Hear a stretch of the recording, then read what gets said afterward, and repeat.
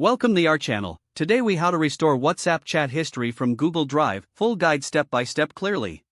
To restore your WhatsApp chat history from Google Drive, first ensure you have WhatsApp installed on your device. Open the app. If you're setting up a new device, verify your phone number when prompted. Make sure to use the same phone number linked to your WhatsApp account. You will receive a verification code via SMS. Enter the code to proceed to the next step. After verification, WhatsApp will automatically check for backups in Google Drive. If a backup is found, you will see a prompt to restore your chat history. Tap on the Restore button to begin the process. The restoration may take a few minutes, depending on the size of your backup. Once the process is complete, tap Next to see your chats. Your chats should now be available, complete with your media files. If no backup is found, ensure that you are logged into the correct Google account linked to your WhatsApp. You can check your Google account settings to verify this.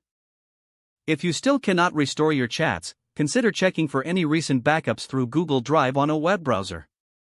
To do this, log into Google Drive and navigate to the Backups section. This will show if your WhatsApp backup exists and when it was last updated.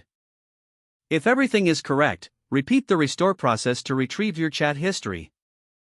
Keep your device connected to a stable internet connection during the entire process.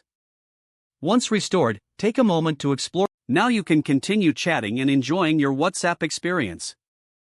If the page does not load, refresh the browser or try again in a private or incognito window. Make sure you are using the correct email address, then retype it carefully to avoid small typos. If your password is not accepted, use the reset option and create a new strong password you can remember.